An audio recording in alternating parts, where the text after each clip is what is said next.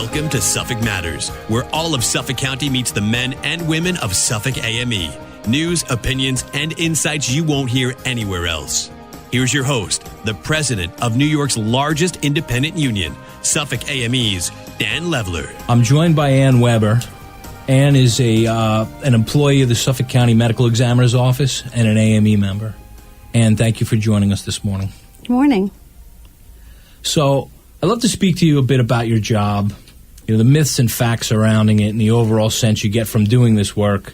But first and foremost, let's start with education. What kind of education background do you have? Well, all of our investigators are all licensed PAs or physician assistants. Some of us also have masters, and I also have a doctorate. So should I be calling you Dr. Weber? You don't need to. You don't need to, but I can. I appreciate it. Now, most people are aware of crime shows that depict the job of someone in your position. I'd imagine the reality of your job has some departure from the TV magic, and that the real emotional impact of your work is very present and not easily wrapped up in a half hour. How do you cope with the work you do? We live in a CSI world now where everyone thinks that everything that they see on TV is exactly how it's done, and there are a lot of differences. For one, I'm not really out there in white pants and high heels flipping my hair at every scene and sticking my fingers in blood. And there's a very scientific approach to every death investigation, and it's really not just done by me. So we have a team of scientific experts that approach and handle every death investigation. So you have a forensic investigator like myself. You also have uniformed police officers responding to a scene. If it's a homicide or a potential homicide, you will also have detectives or homicide detectives and crime scene experts and forensic scientists, even from our crime lab. So there are a lot of different people that may be looking at evidence. How many medical examiners work a shift in Suffolk County?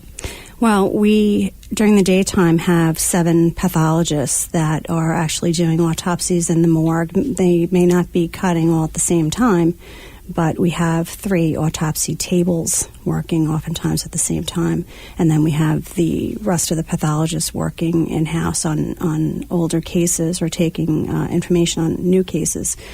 The investigations unit, on the other hand, is staffed 24 hours, 7 days a week, 365 days a year, and we're covering about 2,300 square miles of Suffolk County. That includes the water. Many times there's only one investigator working, covering the entire county. We try to staff it at nighttime with at least 2 people, but many of us have seniority, and the only thing that we can be guaranteed, really, is our time off, and we need to take that time. So taking that time, of course, leaves the shift short. And in the daytime, we try to have the office staffed by at least 2. We like to have 3 investigators working. I would certainly think so, and I would imagine there's certain times in the year where you're going to see upticks, I think, of very unfortunately, sometimes around the holidays, you'll see an uptick. Yeah, we seem to have a lot of suicides as we get closer to the holidays at the end of the year. And then once the summer approaches, or the spring even, we see an increase in motor vehicle accidents. And, of course, we live in an island, so you'd expect to see drownings and things like that.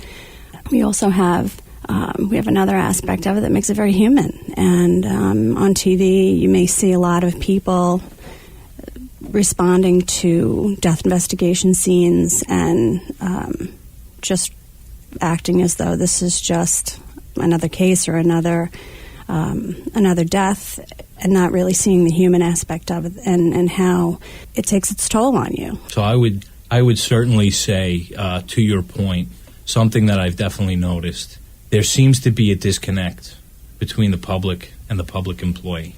You become part of an institution, you become a thing, a function of government, and you're not seen as a human being. We see this across all job titles, right. Working in Suffolk County that I know of directly, and I'm sure the same thing happens on the state and the federal level as well. And so I think that's an excellent point. Everybody that you're working with is a thinking, feeling member of society, no different than your friends, your neighbors, your family. We've answered the call to public service, and some of us have jobs that put us in harm's way, like yours does. Right. You know, the emotional toll that this job takes, I would imagine, not just on you and the rest of the guys that do your specific job, but what it does to everyone inside the medical examiners every day. That's a lot to ask for. And again, to do that with the staffing levels the way you had just described and talking about, you know, at certain points in time, you need a break. You need to be able to mentally just unwind and step away, and you've earned some time off from work. But if you take that time off from work, you know that you're leaving one person to cover all of Suffolk County, maybe on a night shift, and maybe during a point in time of the year where more than one thing is going to happen. So, you know, my hat's certainly off to you and all the people that work at the medical examiners. Thank you, Dan. Thank you for all that you do for us, because we have, unfortunately, for so many years been the unsung heroes in a lot of these situations where you oftentimes hear about the police department and the fire department and those members who are, yes, running around saving lives and running into burning buildings to get people out. But we also hear about how sad it is for them to have to deal with these situations, and you never really hear anybody talk about how the medical examiner staff, our drivers included, have to go into these homes or these areas and collect the bodies of these people, and then deal with the grieving families, which oftentimes is even more difficult than dealing with the body. When you say these areas, it's every area. You know, again, I just don't want to give our listeners the wrong impression that we're talking about certain neighborhoods. This is happening everywhere.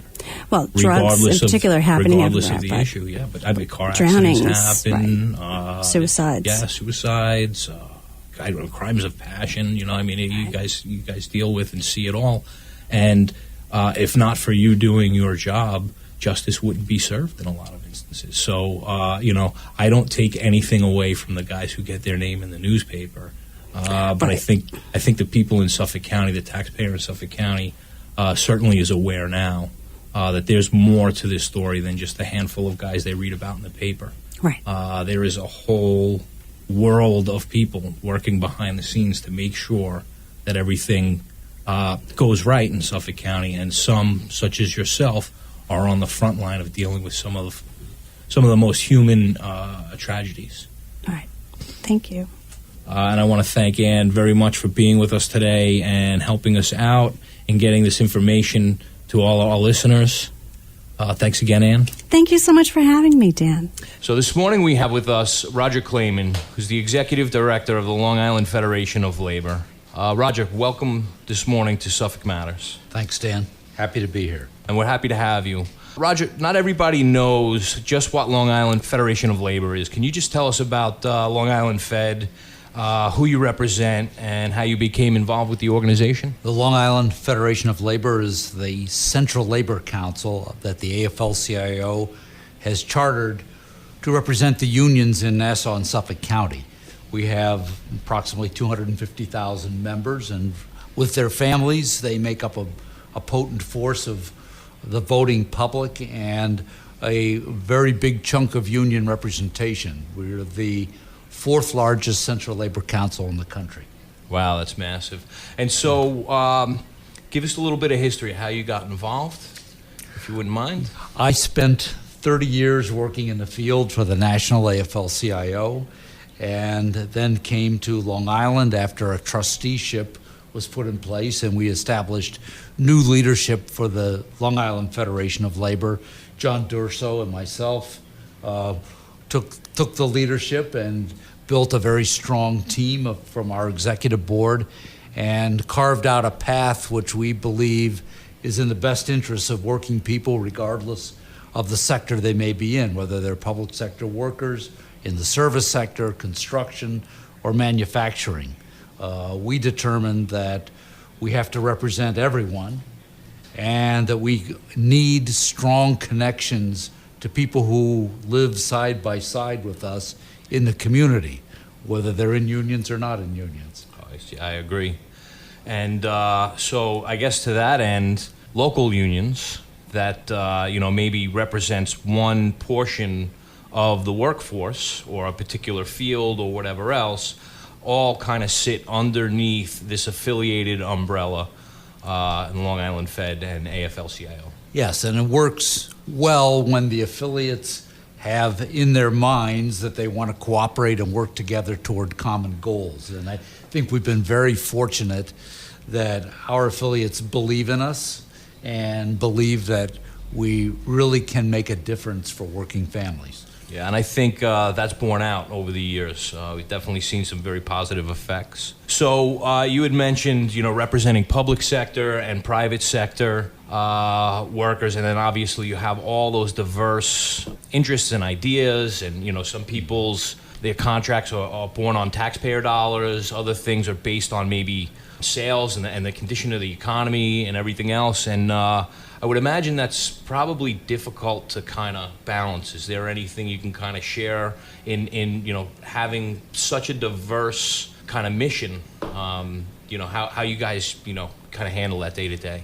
We try to find common ground with our membership, and I think it's when we analyze what's going on for all of our unions, we realize that in more ways than one, we are all dependent upon government functioning for the betterment of our members and our families, so that we're all public employees in a certain way. If you're in the construction sector, you're really very much dependent upon economic development and the growth of jobs based on public leaders making a decision to reshape our communities in certain ways that we hope will be beneficial. And that can be done on the high road or it can be done on the low road. Right. You can do it on the cheap and use non-union labor, which provides very little return to the communities. And when that happens, that really affects our public sector employees who work for those communities or our counties or the state, because it's a loss of tax revenue.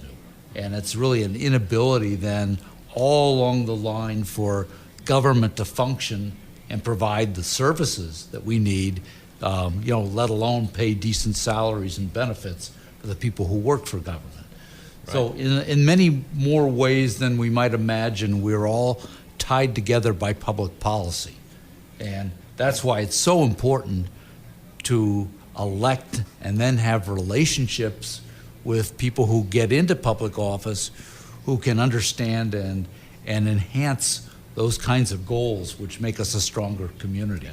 And that's how a community grows and builds wealth, when people can bring the money back.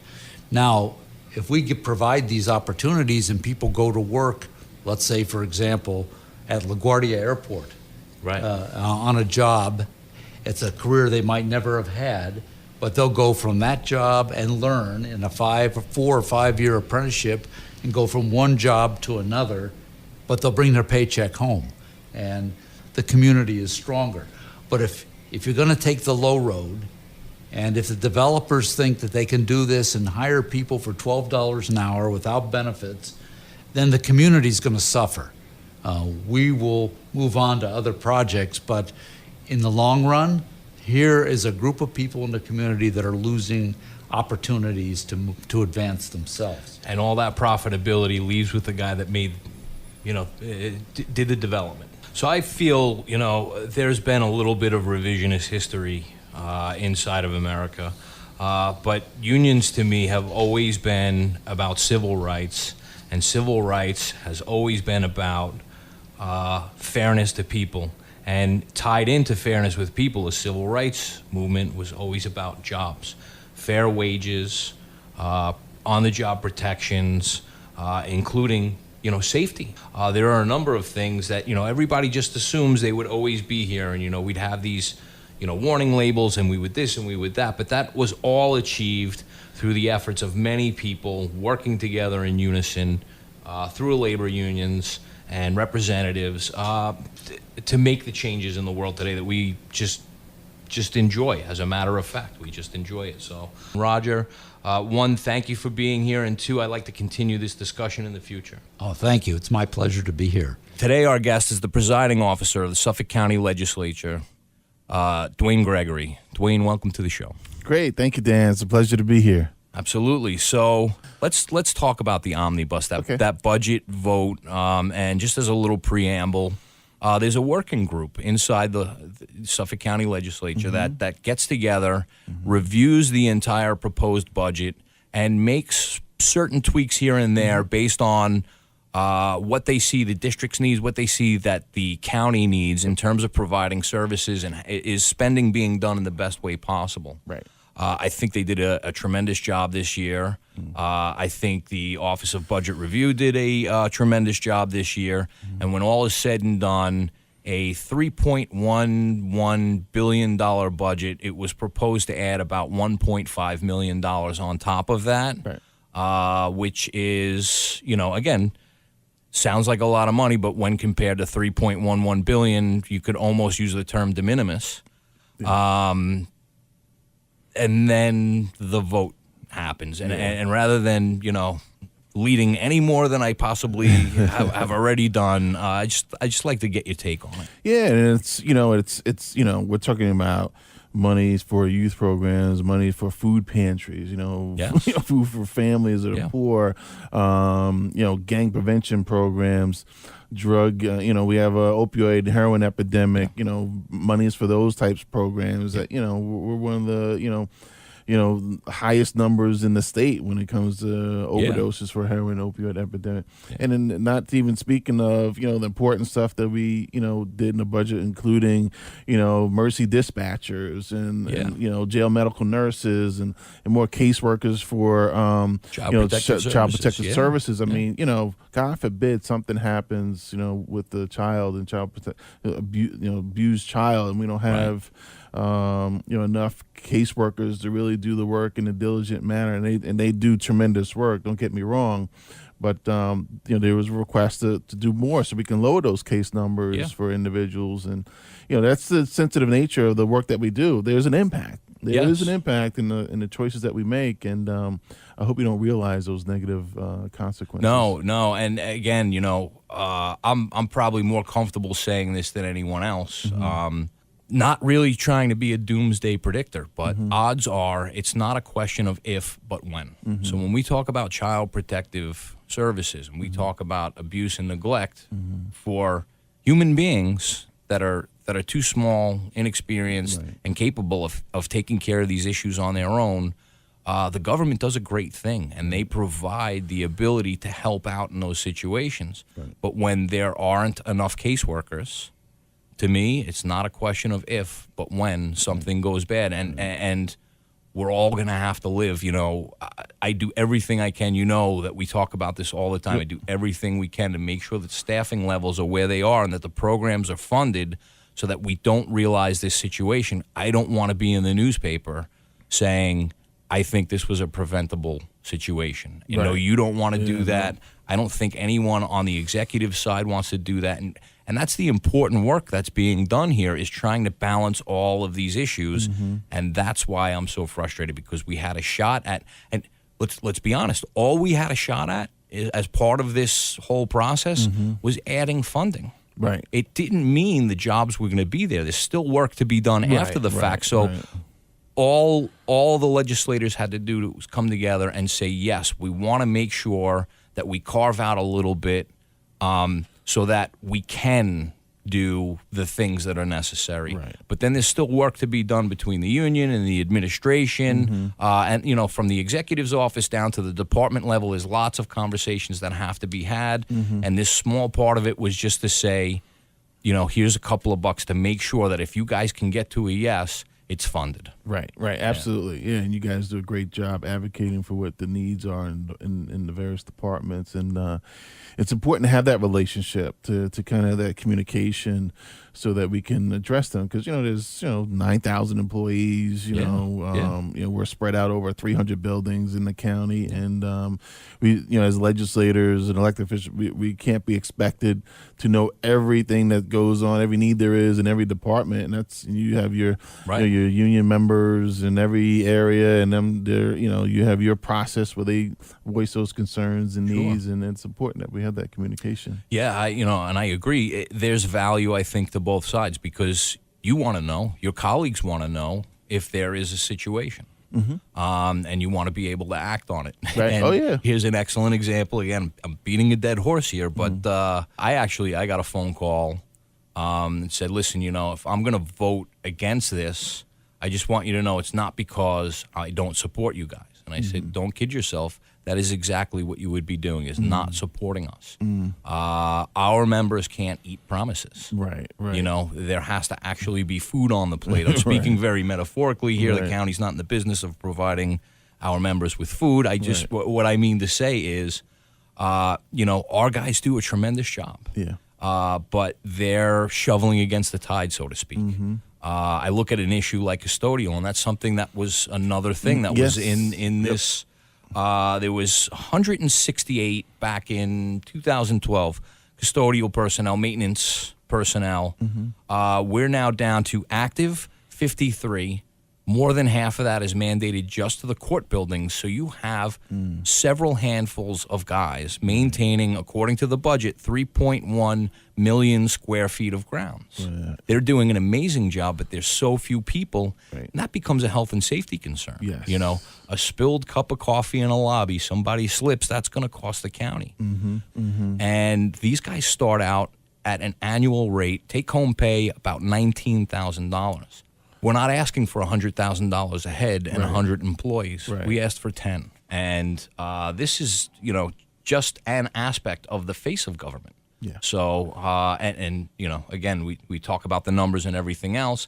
Out of a $3.11 billion budget, 10 custodians, not a heavy lift. Right. No, not at all. Not at all. Yeah. Yeah. Absolutely.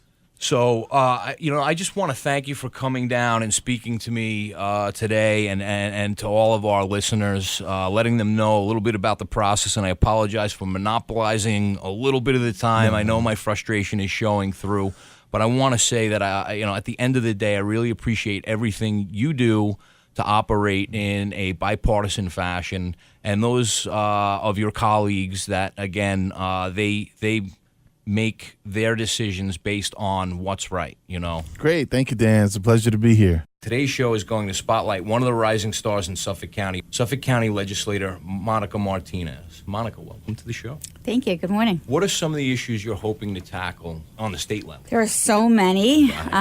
It's going to be a very busy January. What I'm hearing while I'm walking on, knocking and speaking to constituents, the need for infrastructure investment on Long Island, making sure that our roads are fixed, our bridges, because that will bring businesses in, right? We need to revitalize Long Island. Long Island is one of the most expensive places to live. Sure. And what we don't want are our young leaving, and we also don't want our seniors leaving. Right. And that's where we're seeing an exodus of both our young and our, let's say our young and our younger. Right. Because our seniors, and my mother and my father are seniors, and I now am their caretaker. Yeah.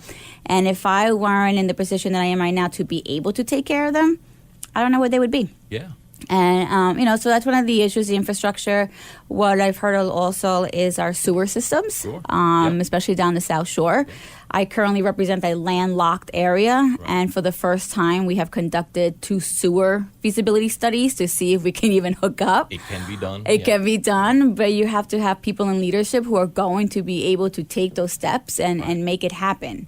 And that's where we're focusing on women. Women are fired up right now due to the fact, look, regardless of how you feel personally, okay, I feel government should not have any play in anyone's health decisions. Sure. We don't really see many laws that are prohibiting men from taking care of their own health issues.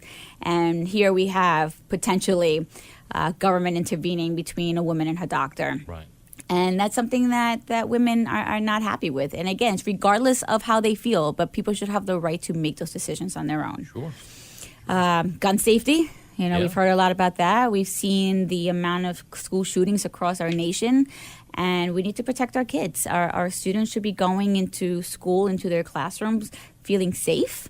Right. That is a place that should not only be conducive to learning, but they should feel safe. And parents shouldn't be worried what's going to happen to my child if I send them to school today. Right. So those are big issues. Environment. I mean, there's so many, Dan. There's a lot to deal with, and taxes. Right. And I don't envy. I don't envy the workload I know that's there, but it needs to be done. And I think it needs to be done by, I just touched on a little bit earlier, having the support of the constituents in the community, having the support of labor groups coming out and helping.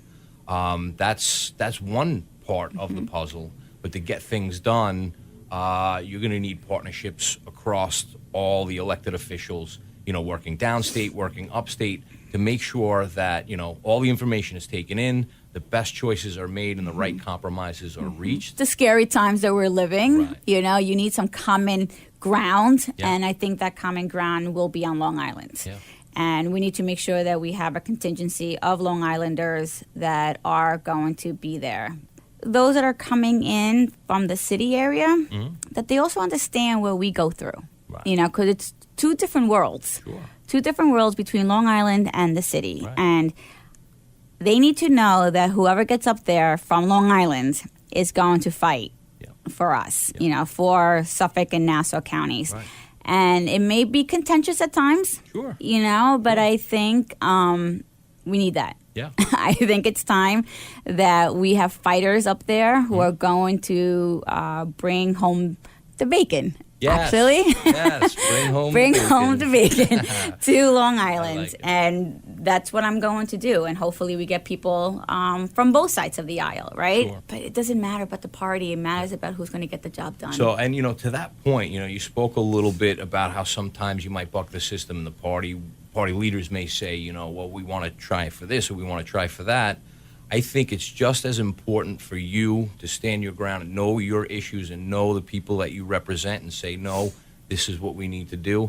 I think it's just as important for the party leaders to hear from you on that, because no one's going to be more plugged into your district than you are. And so from my perspective, there's value to that. On the union side, I rely on my people working inside the departments to know what's going on there, because I can't be everywhere at once. And there's certain things that I have to be on top of, but I'm relying on feedback from people that are there on a day-to-day basis and interacting. I think the same goes for you, and it's borne out in Suffolk County Legislature. You've always focused on the people that you're representing. So, and I would expect that would be more of the same, on the state level, and being able to work in a bipartisan way. So. No, and actually, there was just an article in one of the news outlets which titled the interview that I had with them, "People Over Politics." Yeah.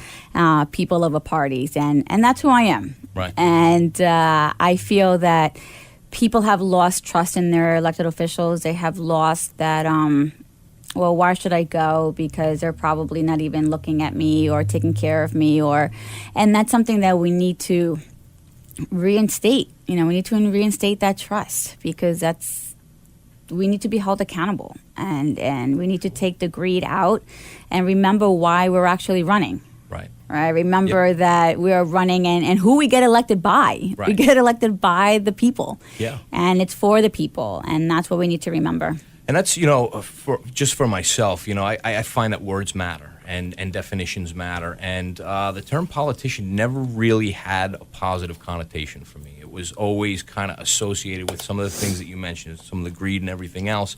And I prefer, especially when talking about someone like yourself, I prefer the term elected representative. Because that's what it's designed to be. Everyone gets together and says, you know what, this is the best person to speak on behalf of my issue. And there's diversity in the district.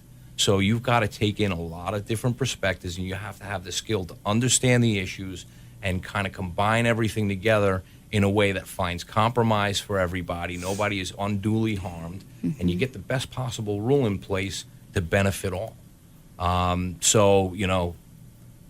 That distinction between politician and elected representative, I think, really bears out, for you. In my experience, you've always been the elected representative. We've never had conversations where the heart of the conversation for you wasn't about the people that you were representing and the issue that was in front of you. So.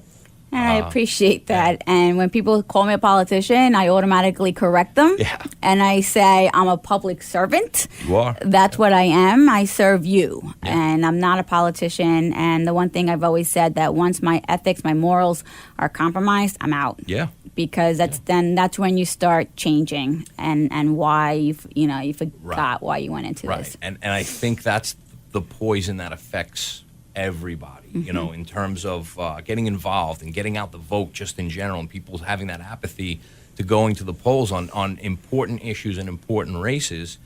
If they start seeing someone act like what I associate with a politician as opposed to what I see in you as an elected representative, you get that apathy, and it's a negative apathy. It's almost, it's not exactly like, my vote doesn't matter.